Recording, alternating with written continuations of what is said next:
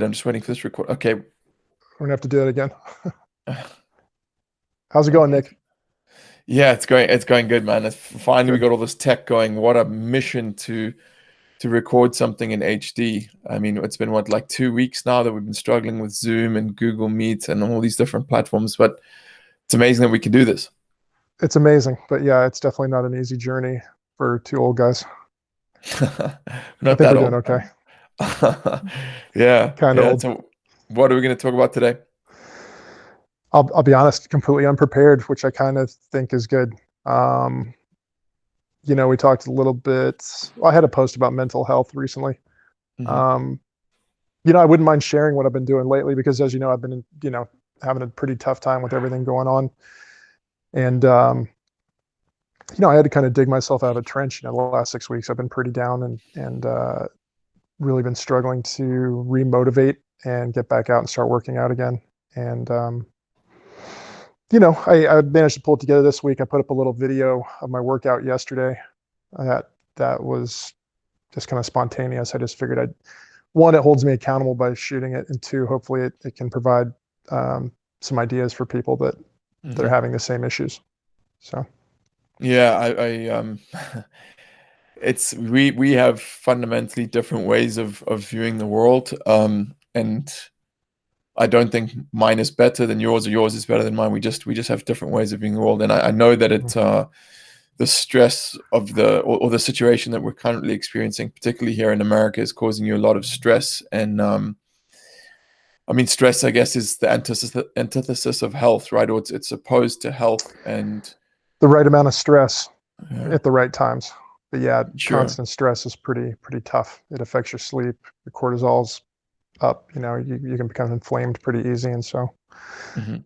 yeah, it's something you want to avoid. And one of the things, I mean, this isn't really a political discussion, so we won't really get into, Mhm. or I'd rather not get into the exact reasons why everything's causing you stress, but I Oh, come think the on, way, man. Let's get crazy. No, let's I keep it think keep it the light. the thing that you've developed some strategies to cope with stress, and I have some as well. Hmm. Um, for me, I don't, I want to live as much of a stress-free life as possible. I know, as you said earlier, stress is some stress is good because it kind of like the concept of hormesis is, I think, what Correct. you're referring to. The organism needs a little bit of a Yeah. stimulation to develop like healthy protective layers, right? Like, Heat stress, um, cold stress, training stress, resistance. Yeah, that's the mhm, right kind. mhm. And I think what happens with a lot of people, myself included, this used to happen, but I've learned how to manage it, is they experience the stress, usually job-related stress or family-related stress, or in your case, stress from the environment and the news and whatnot, and then they don't really know how to process it. Um, and so, like, I'd love to hear about your strategies, and I'll share some of mine as well. But yeah, you've I know you've developed a morning ritual that helps you with that. Is that correct? Yeah, there's a lot to it. One thing that helps me deal with it is not ignoring the stress and actually kind of attacking it and saying, okay, well, these are the things that are causing problems, and so how do I combat that? And part of the thing is having conversations with people and feel like I'm doing my part. But Hmm. but to start the day, to get myself into the right mindset, it's important that I wake up. I lately sleep has been kind of tough for me. Just like I said, high levels of cortisol and just a lot going through my mind, and so um, I usually wake up somewhat early, far too early, 4 a.m. or so. I allow myself to go back to sleep if I can. I put on like eye shades, and when I wake up in the morning, fasted, I'll go downstairs. I make like a double espresso on ice. I walk my dog for 10, 15 minutes down to the beach. Just try to like take in some good air, breathe, and then when I return, I will typically get into a workout and just something like a kind of a quick little warm up, just body weight. And that gives me the 20 to 30 minutes of movement that I really need to start the day on the Hmm. right foot. After that, I typically go and take a steam if I can for another 20 minutes. I do like an ice shower, not ice shower, but like a cold shower for 5 to 6 minutes at the end of that. And then I come downstairs, start getting into some work, and then I typically eat around somewhere between noon and 2 p.m. for the first meal, and I find that that's been that pattern has been the best for me mentally and physically lately. Hmm. Yeah, there's a lot to having a routine. I think even if you weren't doing such healthy things and Mhm. you just had some arbitrary routine, I think that would help with stress in some way because having a routine gives you a kind of sense of control of your life, right? Even if Absolutely. I'm not suggesting anyone do this, but even if you woke up and read the newspaper and had a cup of coffee or whatever that little ritual that you do, any little rituals like that, I think are probably better than nothing at all. And I'm reading this very cool little book at the moment. It's called, man, Shane, I'm sorry, I can't remember the name exactly. I think it's called Simple Living, but it's a group, it's a selection of tips that this Buddhist Zen Buddhist monk in Japan has put together. He basically has lived in a monastery most of his life, and he's written this book that just explain all the little things that he does that make his life more enjoyable and happier. And one of them he says to do is just wake up 15 minutes earlier. Because I know you're waking up really early and you don't want to wake up that early, but what happens with most people, myself included, is we wake up with a very small window of time between the time we open our eyes and when we have to get started and do stuff, right? And that automatically starts the stress response because you're like, okay, I got to get to work. I got to do this. I've only got 20 minutes to jump in the shower and brush my teeth. And then that's kind of, you start the day with that kind of frenetic energy. Whereas if you wake up a little bit earlier or a lot earlier in your case, you have this window of time where you can, move and go and breathe and take a walk or do whatever it is you want to do. And then that energy carries into your day. You don't start your day in a rush. You don't start your day with like, oh, panic. You start your day with like a window of time available to yourself. Does that resonate with you? It does and it doesn't. There's times when I'll go to bed at night and I'll say, okay, tomorrow I need to wake up at 5 a.m. I want to get up. I'm up here in Washington, so the sun is up. It's already light at like 4:15 in the morning. You're starting to see blue sky. So it's easy to pop up early, but I find that if I try to stay up, I feel too frazzled. If I've only gotten like 4 or 5 hours of sleep, that's not where I function my best. I'm fine if I get adequate sleep. If I go to bed at like 9 p.m. and I'm up at 4 or 5, that's fine. But if I toss and turn and I wake up at that time, I find it's just better for me personally to allow myself to go back to sleep for another hour or two. That puts my brain, it seems to kind of it reduces the physical stress I can feel in my brain. I feel much more Hmm. like dialed in and settled. But Sure. it's not the same for everybody. Like you said, um, some people like Jocko, they're up at like 4:30 every day and getting after it. And Yeah. that's great if it works for you. There was I did see a study. I think it was Italy, and I have to think about it for a second because I don't want to misquote it. But they basically, Italians are kind of famous for taking naps during midday, and something happened where naps were no longer possible, and they noticed an immense increase in heart attacks and I think heart attacks and strokes. Hmm. So it just goes to show you that even if you're getting a nap midday to rejuvenate yourself, it's fairly important that you get that rest, however it comes. You Hmm. really need to get that adequate rest. Sure. I totally am with you on. I'm not one of those people. There's this weird puritanical current that runs through society, in particular American society, where it's like they make ridiculous statements like, if you're not, I'll sleep when I'm dead, or like, Mhm. it's this hustle and grind mentality. Yeah. And I'm not one of those people who thinks that sleep's a bad thing, right? Like, man, if I could get 9, 10 hours straight, I'd do it. But what I've found, and I'm not suggesting that people wake up at 4 a.m. like Jocko. I mean, I respect that. I think that's impressive. But uh, I just think maybe just waking up 15 minutes earlier than usual, just to give yourself that little bit of breathing room. So if usually you wake up at, let's say, 7:30, maybe wake up at 7:15 and just take 15 minutes to compose yourself and center yourself and maybe Mhm. do a little bit of a stretch, which comes back to my next point, which is one of my daily habits, and that forms the bedrock of my routine, is mobility and movement work. And the way I kind of got onto this is two things, which is the first is I watched an interesting documentary about Japan where they went to an office and they showed that in many of the offices in Japan, the manager will actually come in and gather the staff in the conference room early in the morning and get them to go through a bunch of calisthenics and jumping jacks and just different movements just to get their circulation going, which apparently makes them better workers. And I can see why. I mean, once you're moving and you're mobile and you in your body, like, it is going to increase cerebral blood flow and it is going to make you a better worker. And that's not why I do it. I just do it because it makes me feel really good. Well, not Um, just blood flow, but your nervous system. You need to get your nervous system activated. It's like doing like depth drops or depth jumps before like deadlifting, right? mhm. You want to get your nervous system keyed up so that you can move heavier weight. And it's kind of the same in the morning. I think you get your nervous system fired up to where your body and mind are functioning better together. Yeah, I never thought about it that way, but yeah, that makes sense. The other thing that got me thinking about this was Oprah was talking about when she went to meet Deepak Chopra. Hmm. She had a meeting with him or something, and she arrived at his house. I think she arrived at the venue. I think he was early, and his assistant said to her, "Well, I'm sorry, he's busy doing his morning yoga, right?" And like, you would think that he would just stop that for Oprah, but he didn't, because he's so committed to this routine. And I'm actually at the point now, Shane, where every morning, like, I do not start my day until I've done my morning routine, which includes, as I said, mobility, but it also includes some meditation and some affirmations and just a little bit of quiet time. And I noticed that, man, I cannot stress this enough, the difference in the quality of my day if I do that morning routine and if I'm disciplined with it, compared to if I don't. It's like a completely different experience. Hmm. So I'm a huge believer in how you start your day is how the day is going to go, right?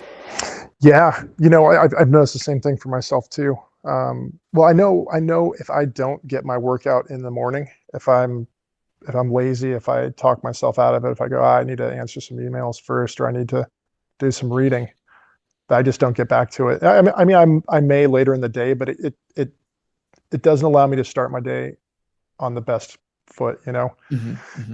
And that's I don't want to keep bringing it back to our vitamins all the time, but that's one thing that I found with nootropics is that if I do miss a workout, and I kind of use it as a crutch, which I shouldn't, I would take the formula, and that was like, I used it as an escape from training, honestly, because I could get the same kind of functioning from And just popping a couple pills. do you think that's because it's mimicking the dopaminergic? Oh man, I can't get that word. You know what I'm talking about? No, well, the thing is like exercise increases BDNF, and we've talked about that before. Oh It's yeah. not just the name of the formula we did. It actually, it stands for brain-derived neurotrophic factor. And Uh-huh. so essentially, when you're training, or if you're eating the right things, that I think it more comes from training. But things like whole coffee fruit extract, obviously been shown to increase it. I think blueberries. There's a few different um, fruits, antioxidants that have shown to increase it. But the exercise is the number one thing that increases that, and that increases, or that causes the neurons and the different growth factors in the brain to work correctly, I guess is the Hmm. best way to say it. Now, is that brain-derived neurotrophic factor that counters inflammation in the brain, right? Is that correct? I'd have to look at it again. I would assume it probably does. The easiest way to explain it that I have the ability to right now would be, it's essentially like growth hormone for the brain. It Okay. stimulates growth of neurons and different um, aspects of your brain that would Hmm. increase cognition and your ability to think clearly and effectively. Okay. Yeah. I mean, it makes sense to me. I do Yeah. notice when I use nootropics, I can definitely feel, I don't want to say I can feel my brain growing, but I can notice a difference in the way I perceive things and the way I process information and the memories. A lot of what I find interesting is a lot of memories start bubbling to the surface of my consciousness, but things I haven't reminisced about for maybe 30 years. A little memory just Mhm. will just pop into my mind and I'll be like, holy shit, I haven't thought about that since I was 10 years old. Right. And I know that that's got to do with my neurochemistry and the way it's affected by nootropics. Yeah. Um, I think you get, I think when you combine it with exercise, obviously both, like I said, I take it And I looked, like I said, it was a crutch, and I got lazy because I was able to get by without working out. And what I'm realizing now is it's one of the most important things you can do to start your day, so you get off on the right foot, is workout. I usually don't take nootropics when I start off that way, because I try to save it for periods when I really need it. If I need to be now, if I need to be extra on point, if we have a meeting with somebody, if we have to discuss something like really important, I'll double down. I'll take something, I'll take the formula after, or actually I'll take it before working out first thing in the morning, so that I get that double effect where I'm just like super, super on point. But Mhm. both provide that same benefit. And the days that I don't work out and I don't take the right supplements or eat the right foods, it's like night and day for me. I can be Yeah. one day I'm like my best possible self, and the next I'm like really struggling getting through the day, not only with feeling down or kind of depressed, but just overwhelmed and just kind of in a trough. Yeah, so I mean, my perspective on why that happens to you, it just came to me now. I think what it Mm, is, and again, neither of us are doctors. I can only speak from anecdotal experience and things I'm kind of cobbling together from little bits and pieces that I've read and from my own experiences. But I think what happens is a friend of mine said to me many years ago, he read an article saying an inflamed brain is a depressed brain, right? yeah. And I think what happens is when you eat certain foods, or when you do certain activities, they promote a systemic inflammatory response, including the brain, which causes you this emotional distress, right? Hmm. And when you're living according to your routines and your strict diet, and you're not having any of those inflammatory things, that doesn't happen, and so you don't have that response, and so you don't get depressed, or you don't find it difficult, right, to function. Yeah, I think there's a lot of things that go into it. I don't know. I think you have to look at it from you have to pull back and look at the big picture and say, okay, all these things can correct the negative effects. But yeah, inflammation is kind of the root cause of all of our problems. And Yeah. if you're eating processed oils and you're overdoing on stimulants, or you're just eating things that just don't work well for your body. Some people do really well on like a high carbohydrate, high fruit diet. I absolutely don't. I do very well on a very high protein, moderate fat diet. Um, we all have our place in it. The thing is we it's our responsibility to figure out what works for us, and to do our own legwork. Or otherwise, you're trusting doctors with your care, and you're trusting medications, and man, that's a slippery slope. And I see a Mhm. lot of people that don't want to make good food choices, and they go, whatever, I'll have Doritos, I'll have Pepsi, I'll do whatever. And next thing you know, they're on statins, and then they're taking two or three other things to combat the side effects from the statin or whatever else they've been given. And man, it's a rough ride after that. And I see a lot of people Yeah. kind of toss their lives away once they get into that cycle. Yeah, all because something tastes good, right? Or Yeah. and to me, it's a compound effect, right? Like one Pepsi or one bag of Doritos, every now and then. For example, I was away with my friends on the weekend in California, and we kind of do this thing. If it's a group of friends and I, we go away on these trips, and we have one night where we just each bring like some treats, like some candy or chips or like whatever, and then we all share them. Mhm. And I think you do that every couple of weeks or every couple of months or however infrequently it may be. I don't think that's going to hurt you, right? But it's when it becomes your staple routine, like every day you wake up and you grab a Diet Coke, and then for lunch you have something that's been cooked in processed oils and Doritos and etc. And then you do that, there's a compound effect. And one day you wake up and you're 30 or 40 pounds overweight or 50 pounds overweight, and you're not feeling great. So you head to the doctor. And of course, then you've entered into a conversation whereby you have no power and the medical system has been given all the power.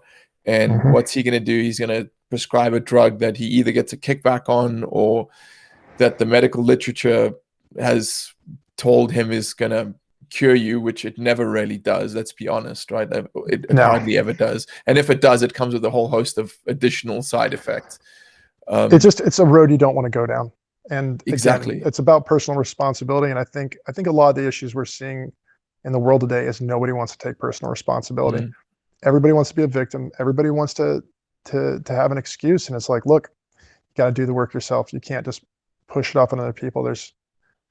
I just see too many excuses. And look, man, I make excuses and I'm lazy. And like I said, I just let myself kind of slide off for the last, month and a half, 2 months. It was rough, man. And it started off, it started off like, oh man, I'm just a little stiff today. I just don't really, I'm a little overwhelmed with everything. I don't really feel like working out. And then it was like, okay, you're coming out. We have to focus on work. I need to focus on emails. I need to focus on making sure I'm on top of things. And then all of a sudden it's like a week has gone by and you're like, ugh, I really just don't feel good. I don't really feel like working out today. And then it's 2 weeks. And now you're going, damn, I dropped the ball. I'm starting to get to that point. After 3 weeks, it's like It's you're so up hard to shit get creek. back in, right? Oh, You've dude, lost all it's the momentum, and and now you're overwhelmed by everything. At least speaking for myself, that's when everything starts piling up. And it's like, for me, the only way I can get through that is one, like you said, having a good sorry, give me 1 second. Um, having a good routine. And that is, you talked earlier about you don't like getting up too early. If I'm functioning at my best, I like being up at that 5 a.m. time. And I like getting up and taking a walk, doing something with my dog, going for a jog. I like being up before other people are. And when I'm on vacation, this is how I know it. A lot of this has to do with stress, is because if I'm on vacation, let's say I'm in Hawaii or something, dude, I'm up at like 4 or 5 a.m. every day because I just can't sleep because I feel great. I have excited to go tons of and energy. enjoy and experience. And Yeah, I just want to live. I'm happy and I'm not mhm, stressed. And most people like sleeping in on vacation. I'm completely the opposite. I'm like a 5 to 6 hour a night on vacation sleeper because mhm. I'm just happy. I'm not stressed. My body probably doesn't need the same kind of recovery time because of the fact that I'm so overjoyed with life and just enjoying Sure. it. But when things weigh on you, you probably do need a little bit more sleep. At least Mhm. speaking for myself, I think that makes sense. Because we're Yeah, it not makes sleeping, we're not recuperating. makes total sense to me. I just, what you described when you're on holiday and you wake up early and you're excited to get going. Most days are like that for me. Most days I'm really happy to be alive, and I wake up super just looking forward to what the day is going to bring. I don't know exactly what it's going to bring, but I'm excited either way. And man, that it took me a long time to get to this point, Hmm. and there's a lot of different things that go into that, including quality sleep, good nutrition, exercising, working out, family time, playing with my pets. I mean, there's a lot of good things, but for me, that's one of the reasons why I struggle to get to the same level of emotional investment with you as you when it comes to politics and things like that, because I know that it compromises my health, right? And I know that's pretty short-sighted, and it's going to be difficult to be healthy and happy if the world's burning down, right? I totally get that, but still, I also know that I'm not going to be a functional, effective human being if I allow myself to get pulled down into that negativity. Do you get what I'm saying? Yeah, no, I get it. I understand where you're coming from. I just have a different take. I feel that one, it causes me more stress if I don't step up when I see things that are wrong, and if I'm not actively trying to fix something that I fundamentally disagree with, or something that bothers me. But it's heavy, I had a conversation with a close friend yesterday who was you know apprehensive to talk to me because he didn't want to be browbeaten. But I was like, look, man, we've been friends for like fuck, almost 30 years, and about almost 30 years. And if we can't have a friendly conversation about this, and I'm not gonna. The thing that he was afraid of is I was just gonna try to step on him and change his mind, and that's not what I wanted. I think the I think I think the pitfall that people fall into is when they start going down the road of discussing politics or religion or anything that's really touchy, is they want to tell the other person what they should believe, and that's where you Hmm. fail. If Hmm. if in order to have a successful conversation and a successful exchange, they always say, like, polite company doesn't talk about religion or politics, and I think it's more nuanced than that. I think you should. I think it's necessary, or we end up in problems like this. But I think it has to be approached with the idea of, I'm going to listen first, and I'm going to listen to everything the other person has to say, and I'm going to try to be empathetic, and then I'm going to ask the same courtesy of them, and be able to, we're going to have an open exchange of ideas in a polite and courteous way, and that's how things get solved. And I Hmm. think we all need to learn how to do that and not avoid the difficult topics and the things that are uncomfortable for us. We just have to do it in a more productive way because Hmm. we really do need to change the way the world is functioning right now, or we're going to lose everything that we've got. Yeah, that's a good point. If for me, the thing that helps is just to compartmentalize Mm. things. Like I don't deny that the world's in I don't want to say in jeopardy, but I don't deny that there's all these difficult things going on, and I don't not think about them. But I just, for example, when you and I speak, that's when I engage with it, and then when we finish speaking, I put it back in its box because I just it's too overwhelming if I don't do that. Yeah. And what you were describing reminded me of an expression or a little anecdote that I'm fond of, which is, do you know? It's this one guy said, do you notice how those who want the people who want to tell you about their religion hardly ever want to hear about yours? And it's the same idea, right? Everyone's got an opinion. Everyone's got an opinion, wants to tell you what you should believe, or say that they're right. But to me, the most intelligent thing to do is just listen, right? Just listen, and you Uh, can have your opinion, but I want to know. That's why I'm always asking you, what do you think's going on? And sometimes I'll give you a little bit of my opinion, but again, it's never we. That's what I really appreciate about our discourses about politics, is that we never try to force it down each other's throats, and mhm. we both disagree, right? Like we have different views, but we can still talk. Where I've noticed some people, I can't even engage with them because they're just, it's not a conversation. It's like this is the way it is. This is the way it has to be, right? And Yeah. I don't think it's physically healthy to be like that. I don't think that's mentally or physically or spiritually healthy. No, it isn't. And I think people have been trained to have that reactionary kind of, approach to scream at each other, to try to talk each other down. And there's, you know, if you're just trying to win an argument, I mean, you see people try to talk over each other and shut down the dialogue. And it's like, winning at what cost? That's the issue. It's like, I want to solve problems. I don't want to win at something. If I'm wrong, I want to know that I'm wrong. And I'm always open to criticism. And I'm not, I don't think I'm right about everything. I honestly don't. I have my ideas, and I'm always, I always reserve the right to change them if I'm mistaken. And I have been at points, but I also have these fundamental um, ideas and things that are core values to me, and Core values, yeah. core values. And I think we all need more of that. I think a lot of people just get stuck in the day to day, and they're watching mainstream media, which is, there's nothing more toxic in my opinion. And if There's you're nothing stuck more watching that, toxic. and Twitter, this is the thing. It's just people yelling. It's like everybody's yelling through text, and it's less like, man, where I'm at now is, I feel like one of my purposes in this world is to try to help people communicate better. That's where I feel like my calling is. Besides the health and nutrition and doing the vitamins and all that, that's obviously my passion, but I feel called to try to improve the world at this point. And it's a burden, and it's exhausting. And I find most of my days are just talking to people, and it allows me to go to bed at night though and feel like, okay, I did my part. And that's not for everybody, but for me personally, that's what I feel like I'm supposed to do right now. That's cool, Shane. Yeah, I mean, definitely don't feel that that's my particular path, but I respect that you're on that path, and I always respect people who walk the walk as well as talk the talk, and you're one of those people, and I appreciate that. Coming Thanks. back to I don't want it to be one of those shows that we jump around a lot, but No, no, we were please. speaking about sleep earlier, and just something I wanted to share with you and the listeners is, or the viewers, is that man, I've been having great effects with this mouth taping little hack. I'm not sure if you're Hmm. familiar with it. You told me about it.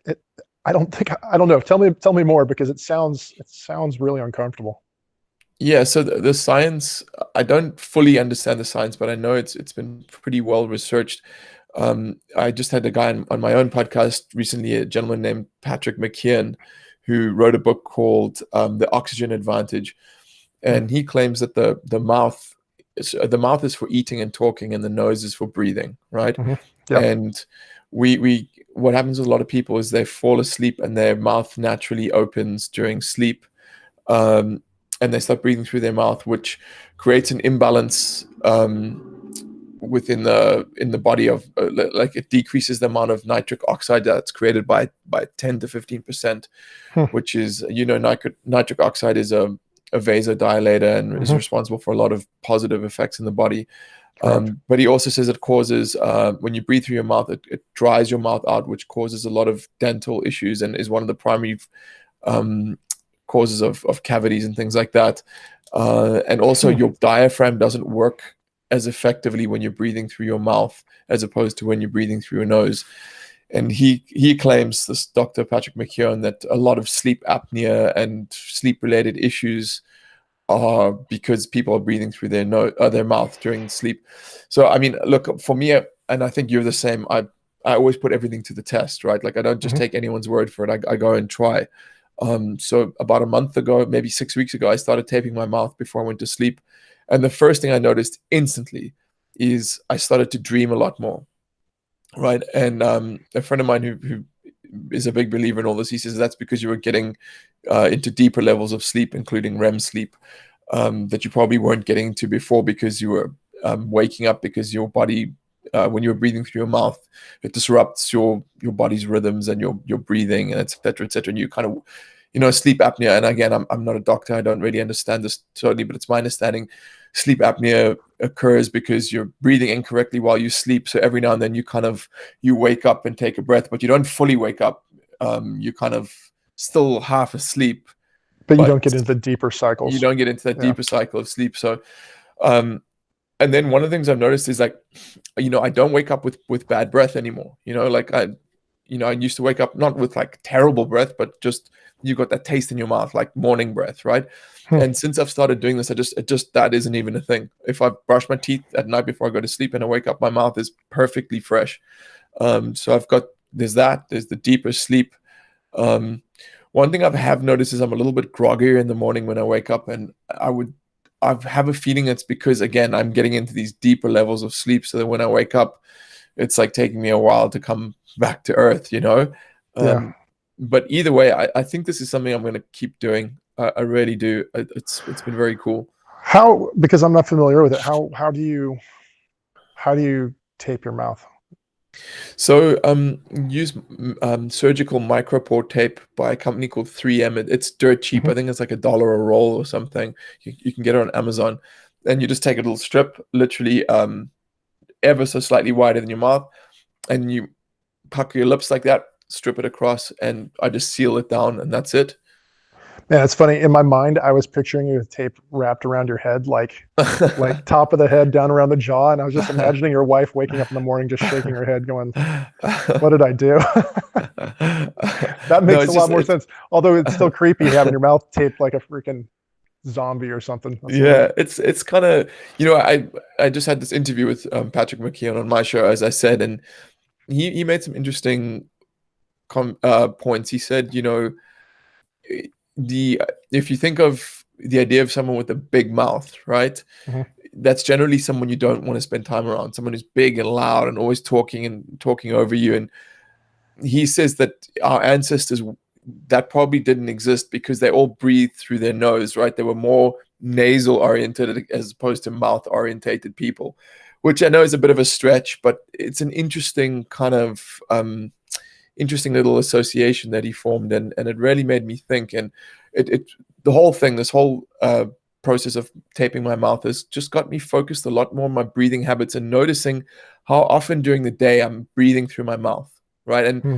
when that happens, when I catch myself doing that, I realize I'm usually being lazy, and I can feel I'm not breathing properly. It's a very shallow, unhealthy feeling sort of breath when I'm breathing through my mouth. So um, I just generally think it's a positive habit, and I mean, I'd love to hear feedback from any of the listeners or comments. Yeah, I think I'm going to give it a try. The problem I have is my nose. It's got broken a couple times. So underneath it, it's one nostril has a little bit better airflow than the other one, and Yeah, actually, looking at you now, I can see your one nostril is way yeah, smaller than the other. Whoa, yeah. yeah. So, and that's it's been like that for a lot of years. So I just get used to it. So breathing out my nose, especially when I'm training, I really have to like forcefully open my nostrils to get air, so I'm not just mouth breathing. Hmm. And it's something that lately I've been actually just coincidentally just been more focused on since yesterday. Again, going back to being a little bit more dedicated to the training and actually filming it and trying to share it with people. It's actually, again, holding me accountable to trying to do things right.